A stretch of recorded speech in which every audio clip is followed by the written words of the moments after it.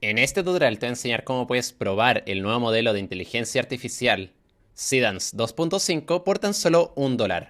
Para ello vamos a utilizar la plataforma novoads.ai, cuyo enlace te voy a estar dejando en la sección de comentarios. Esta es una plataforma que te permite probarla por eso mismo, por $1. Así que bueno, una vez llegues acá te tienes que crear una cuenta y una vez te hayas creado la cuenta llegarás acá. Aquí iremos a la sección de video, luego le haremos clic a ajustes. Y aquí en modelo asegúrense de elegir el modelo de Seedance 2.5.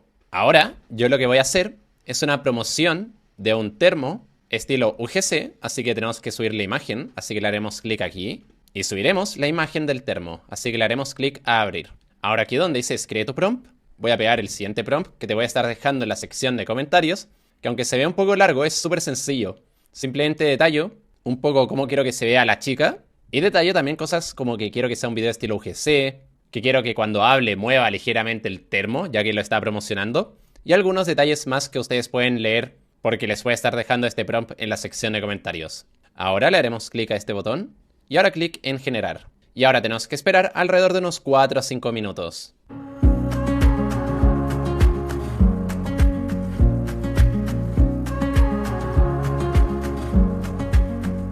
Bueno, no sé qué opinan ustedes, pero a mí me gustó mucho el resultado. Ahora también les quería mostrar otro video donde la chica habla, así pueden ver cómo se escucha un diálogo con este modelo. Ya que en el video que hicimos era la chica simplemente mostrando el producto. Así que veamos este video. Chicas, miren esta crema hidratante de CeraVe.